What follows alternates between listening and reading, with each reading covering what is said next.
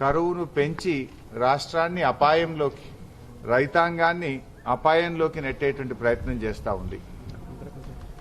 ఈ నిద్రపోతున్నటువంటి ప్రభుత్వాన్ని తట్టి లేపాలని, రాష్ట్రంలో రైతుల్ని వెంటనే ఆదుకోవాలని చెప్పి బీఆర్ఎస్ పార్టీ అధ్యక్షులు కేసీఆర్ గారు ఇచ్చిన పిలుపు మేరకు అన్ని జిల్లా కేంద్రాల్లో ఈరోజు కలెక్టర్లకు బీఆర్ఎస్ పార్టీ పక్షాన మేము రిప్రజెంటేషన్ చేయడం జరిగింది. ముఖ్యంగా ఈ రాష్ట్ర ప్రభుత్వ తీరు ఎట్లా ఉందంటే, దొంగలు పడ్డాక 6 నెలల కుక్కలు మొరిగినట్టు ఇవాళ కేసీఆర్ గారు పొలం బాట పట్టిన తర్వాత కంటి తుడుపు చర్యలు ప్రారంభించారు. గతంలో కూడా మీరు చూశారు, కేఆర్ఎంబీ ప్రాజెక్టులను కేంద్ర ప్రభుత్వానికి అప్పజెప్పి నిద్రపోతున్నటువంటి ప్రభుత్వాన్ని తట్టిలేపింది. ఉద్యమాల ద్వారా ఈ ప్రభుత్వాన్ని కళ్ళు తెరిపించింది బీఆర్ఎస్ పార్టీయే. ఈరోజు ఇప్పుడు కరువుపై కూడా కేసీఆర్ గారు పొలం బాట బట్టి కాలు బయట పెట్టినాకనే ఈ ప్రభుత్వం దిద్దుబాటు చర్యలు ప్రారంభించింది. కాళేశ్వరం ప్రాజెక్టులో భాగంగా గాయత్రి పంప్ హౌస్ నుంచి వరద కాలువకు నీళ్లు విడుదల చేయడం జరిగింది. అదేవిధంగా సాగర్ ఆయకట్టుకు కూడా నిన్న నీళ్లు విడుదల చేశారు. ఇది ఎప్పుడు చేసిండ్రు? కేసీఆర్ గారు నల్గొండ జిల్లా పర్యటనకు బయలుదేరితే సాగర్ ఆయకట్టుకు నీళ్లు విడుదలైనాయి. 5వ తేదీ కేసీఆర్ గారు కరీంనగర్ పర్యటనకు బయలుదేరతారంటే ఈరోజు కాళేశ్వరంలోని గాయత్రి పంప్ హౌస్ ద్వారా వరద కాలువకు నీళ్లు విడుదలైనాయి. అంటే కేసీఆర్ గారి చర్యల వల్ల, బీఆర్ఎస్ పార్టీ పోరాటం వల్లనే ఇవాళ రైతులకు కొంత ఉపయోగం ఉంది. అంటే మేము బయలుపోతే ఈ నీళ్లు వచ్చి ఉండేటి కావు కదా, మీరు ముందెందుకు చేయలేదు? నీళ్లే లేవు అన్నారు. ఇవాళ అప్పుడు ఇవ్వము అన్నటువంటి వాళ్ళు ఇప్పుడు ఇస్తున్నారంటే బీఆర్ఎస్ పార్టీ ఒత్తిడి, బీఆర్ఎస్ పార్టీ పోరాట ఫలితం అని కూడా చెప్పుకోకతాం. వడగళ్ల వాన వల్ల గాని, పంటలు ఎండిపోవడం వల్ల నష్టపోయినటువంటి రైతులకు ఎకరానికి 25,000 రూపాయల ఆర్థిక సహాయాన్ని వెంటనే అందించాలని డిమాండ్ చేస్తా ఉన్నాం. 100 రోజుల్లో మీరు అమలు చేస్తామన్న హామీలన్నీ కూడా తక్షణమే అమలు చేసి రైతుల్ని కాపాడాలని చెప్పి మేము కోరుతా ఉన్నాం. మీ ఎలక్షన్ మేనిఫెస్టోలో ఏం చెప్పింది కాంగ్రెస్ పార్టీ? రైతులకు అనేక వరాలు కురిపించారు.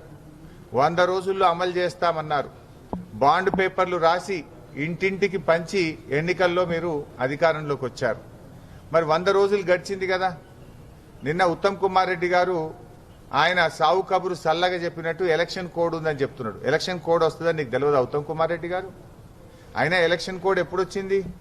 నీ ప్రభుత్వానికి 100 రోజులు నిండిన తర్వాతే ఎలక్షన్ కోడ్ వచ్చింది. నీకు నీ 100 రోజుల్లో అమలు చేయడానికి ఎలక్షన్ కోడ్ ఎక్కడ అడ్డంకి రాలేదు. అంటే మీరు రైతుల్ని మోసం చేసిండ్రు. రైతుల్ని ఇలా దగా చేసింది కాంగ్రెస్ పార్టీ. 100 రోజులు ఎలక్షన్ కోడ్ రాలే. 100 రోజులు ఎందుకు అమలు చేయలేదు? మీరు ఆ రోజు ఏం చెప్పినారు? డిసెంబర్ 9వ తేదీ నాడే 2 లక్షల రుణమాఫీ చేస్తామని రైతులకు మాట ఇచ్చి ఇవాళ 4 నెలలైనా రుణమాఫీ చేయలేదు. బ్యాంక్ అధికారులు వెళ్లి ఊర్ల మీద పడి రైతుల్ని వేధిస్తున్నటువంటి పరిస్థితి. రైతాంగానికి 500 రూపాయలు బోనస్, వడ్లు గాని మక్కలు గాని అన్ని పంటలకు బోనస్ ఇస్తామన్నారు. ఇప్పుడు యాసంగి వడ్లకు మక్కలకు వెంటనే బోనస్ ఇచ్చి కొనాలని చెప్పి మేము కాంగ్రెస్ పార్టీని, ఈ ప్రభుత్వాన్ని డిమాండ్ చేస్తా ఉన్నాం.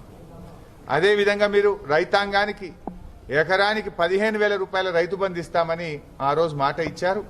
ఇచ్చిన మాట ప్రకారంగా తక్షణమే ఎకరానికి 15,000 రూపాయల రైతు బంధు విడుదల చేయాలని చెప్పి మేము డిమాండ్ చేస్తా ఉన్నాం. మీరు కౌలు రైతులకు కూడా ఎకరానికి 15,000 ఇస్తామన్నారు. వ్యవసాయ కూలీలకు 12,000 ఇస్తామన్నారు. రైతాంగానికి 24 గంటల కరెంట్ ఇస్తామని చెప్పారు. కానీ రైతులకు ఇచ్చిన ఏ ఒక్క మాట కూడా కాంగ్రెస్ పార్టీ నిలుపుకోలేకపోయింది. అడుగడుగున కాంగ్రెస్ పార్టీ ఇలా రైతులకు అన్యాయం చేస్తా ఉంది. కొత్త పథకాల మాట దేవుడెరుగు గాని ఉన్న పథకాలను కూడా ఉడవీకే విధంగా ఇలా కాంగ్రెస్ ప్రభుత్వ తీరున్నది. కేసీఆర్ గారు ఉండగా సకాలంలో రైతు బంధు వచ్చేది, ఇలా రాకుండా పోయింది. కేసీఆర్ ఉండగా నాణ్యమైన 24 గంటల కరెంట్ వచ్చేది, ఇలా 14-15 గంటల కరెంట్ వస్తలేదు. కాలిపోయే మోటార్లు, పేలిపోయే ట్రాన్స్ఫార్మర్లు, రైతుల మీద తీవ్రమైనటువంటి ఆర్థిక భారం పడతా ఉంది. అందువల్ల మేము ప్రభుత్వాన్ని డిమాండ్ చేస్తున్నాం, ఈ ఎండిపోయిన పంటలకు తక్షణమే 25,000 రూపాయల డబ్బు విడుదల చేయాలని, యాసంగి వడ్లకు మక్కలకు 500 రూపాయల బోనస్ ఇచ్చి కొనాలని, 15,000 రైతు బంధు వెంటనే విడుదల చేయాలని, కౌలు రైతులకు 15,000 ఎకరానికి అందించాలని, వ్యవసాయ కూలీలకు 12,000 ఇవ్వాలని. ఇవేవి మా గొంతెమ్మ కోరికలు కావు. ఎన్నికల ముందు మీరు ఊరూరు తిరిగి చెప్పినటువంటివే, మీ మేనిఫెస్టోలో పెట్టినటువంటివే, 100 రోజుల్లో అమలు చేస్తామని బాండ్ పేపర్ల మీద రాసిచ్చినటువంటివే. ఇచ్చిన మాటకు కట్టుబడాలని చెప్పి మేము ఈరోజు కాంగ్రెస్ ప్రభుత్వాన్ని డిమాండ్ చేస్తా ఉన్నాం. కాంగ్రెస్ పార్టీ మంత్రులు కేసీఆర్ గారి మీద ఎగిరెగిరి పడుతున్నారు, ముప్పేట దాడికి దిగుతా ఉన్నారు. అంటే ఇంతమంది దాడి చేయడం అంటే కాంగ్రెస్ ప్రభుత్వం అభద్రతాభావంతో కనబడతా ఉంది. మీకు భయం పట్టుకున్నది. రైతులు పార్లమెంట్ ఎన్నికల్లో మీ కాంగ్రెస్ పార్టీకి బుద్ధి చెప్తారనే భయం పట్టుకున్నది. కేసీఆర్ గారు బయలుదేరంగానే ఇవాళ ఆయన మీద దాడికి దిగుతా ఉన్నారు, ముప్పేట దాడికి దిగుతా ఉన్నారు కాంగ్రెస్ పార్టీ నాయకులు. ఇది కాలం తెచ్చిన కరువు కాదు, కాంగ్రెస్ పార్టీ తెచ్చిన కరువు. మీ వైఫల్యం, కరెంట్ ఇవ్వకపోవడం మీ వైఫల్యం, నీళ్లున్నా ఇవ్వలేకపోవడం మీ వైఫల్యం. ఇవాళ మొన్నటిదాకా నీళ్లు లేవన్నారు, మరి ఇలా గాయత్రి పంప్ హౌస్లోకి వెళ్ళి నీళ్లు ఎట్లా బయటకు వచ్చినాయి? మొన్నటిదాకా నీళ్లు లేవన్నారు, సాగర్ ఎడమ కాలువలో నీళ్లు ఎట్లొచ్చినాయి? నేను ఇంకో డిమాండ్ కూడా చేస్తా ఉన్నా మా సిద్దిపేట జిల్లాలో. ఇలా కూడవెల్లి వాగులోకి తక్షణమే నీళ్లు విడుదల చేయాలని చెప్పి నేను డిమాండ్ చేస్తా ఉన్నా. ఎందుకంటే కూడవెల్లి వాగుకు 2 వైపులా పంటలు ఎండిపోతా ఉన్నాయి. గజ్వేల్ గాని, మిరుదొడ్డి గాని, దుబ్బాక మండలాల్లో ఈరోజు 2 దిక్కులా పంటలు ఎండిపోతా ఉన్నాయి. గత 4-5 ఏళ్లు కేసీఆర్ గారు ప్రభుత్వం ఉన్నప్పుడు 1 ఎకరా కూడా ఎండకుండా ఈ జిల్లాలో పంటలు పండించాం. ఇలా కాంగ్రెస్ వచ్చినాకనే పంటలు ఎండు స్టార్ట్ అయింది. తక్షణమే ఇలా మల్లన్న సాగర్లో నీళ్లు ఉన్నాయి, నీళ్లు లేక కాదు, మీరు రైతుల ఉసురు పోసుకుంటున్నారు. నీళ్ళు లేవా మల్లన్న సాగర్లో? కూడవెల్లి వాగులో నీళ్లు ఎందుకు విడుదల చేస్తలేరు అని నేను అడుగుతా ఉన్నా. మీరు నీళ్లు ఇవ్వకపోవడం వల్ల కూడవెల్లి వాగుకు 2 వైపులా దాదాపు 8-10 వేల ఎకరాల్లో పంట ఎండిపోతా ఉన్నది. నీళ్లు ఏం చేసుకుంటారు?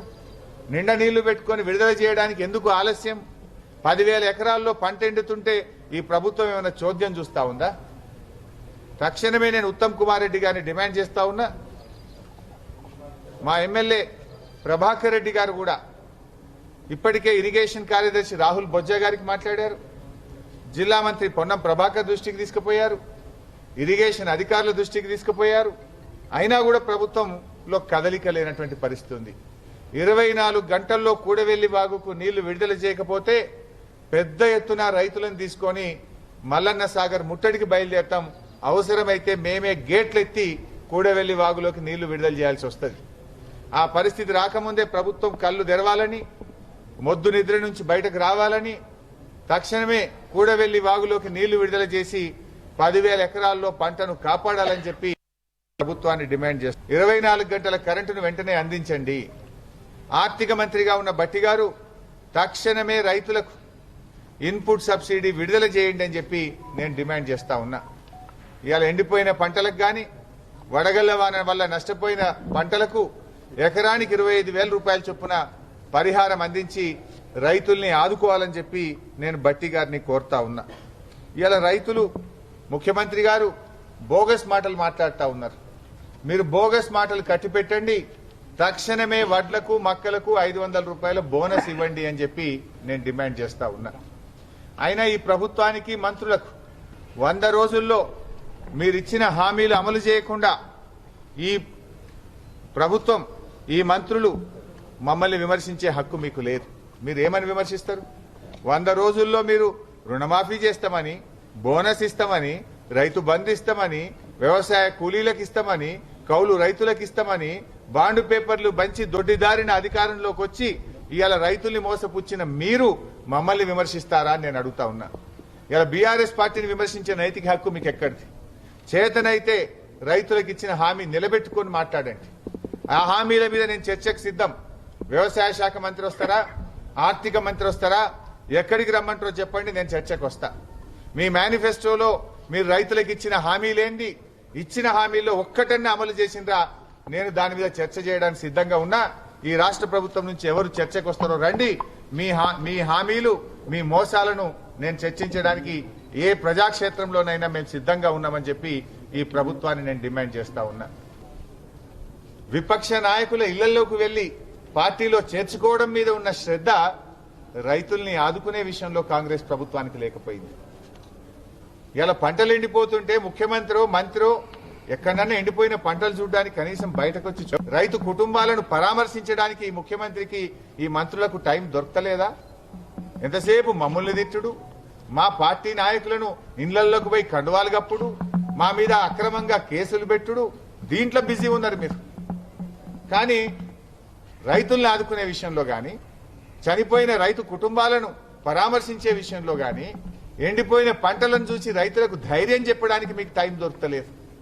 ఎంతసేపు మా మీద బురద చల్లాలి, మమ్మల్ని అక్రమంగా కేసులు పెట్టి ఇరికిచ్చాలి, దీంట్లో బిజీ ఉన్నది ఇవాళ ఈ కాంగ్రెస్ ప్రభుత్వం. ఇలా రైతులు అన్ని విషయాలు గమనిస్తున్నారు. ఆనాడు కేసీఆర్ ఉండగా ఇవాళ రైతులను కంటికి రెప్పలాగా మేము కాపాడుకున్నాం. అరే మిషన్ కాకతీయ పెట్టి చెరువులు బాగా చేసుకున్నాం, పెండింగ్ ప్రాజెక్టులు పూర్తి చేసినాం, కాళేశ్వరం లాంటి మెగా ప్రాజెక్టు కట్టినాం. ఎక్కడ రైతులకు ఎప్పుడు నీళ్లు కావాలంటే చిటికేస్తే రైతులకు నీళ్లు అందించినాం. కేసీఆర్ ఉండగా ఎక్కడ ఊర్లలో బోరు బండ్లు కనవల్లే, క్రెయిన్లు కనవల్లే, బాయిల పూడికెత్తీత లేదు. ఇలా కాంగ్రెస్ వాళ్ళు రాగానే ఊరికి బోరు బండ్లు బోర్లు వేసి రైతుల చెమట చుక్కలు, రైతుల కష్టం, రక్తం అంతా కూడా బోరు పొక్కలలో పోయే పరిస్థితి వచ్చింది. ఇలా మళ్ళా ఇది ఇలా కాంగ్రెస్ పార్టీ చేస్తున్నది. ఇప్పటికైనా కాంగ్రెస్ ప్రభుత్వం రాజకీయాలు మానండి, రైతులను కాపాడండి. కేసీఆర్ ను విమర్శించడం కాదు, ఇలా తక్షణమే క్షేత్రస్థాయిలోకి రైతులను ఆదుకోవడానికి ప్రభుత్వం కదలాలని చెప్పి మేము డిమాండ్ చేస్తా ఉన్నాం. మీలాగా మేము ఎలక్షన్ కమిషన్ కు కంప్లైంట్ చేయం. మేము ఆనాడు రైతులకు రైతు బంధు వేస్తామంటే ఎన్నికల కమిషన్ కు ఫిర్యాదు చేసి పడే రైతు బంధుని ఆపిండ్రు. మీలాగా మేము రైతులకు మేలు జరిగితే మేము అడ్డుకునే వ్యక్తులం కాదు. దీనికేం ఎన్నికల కోడ్ అడ్డం రాదు.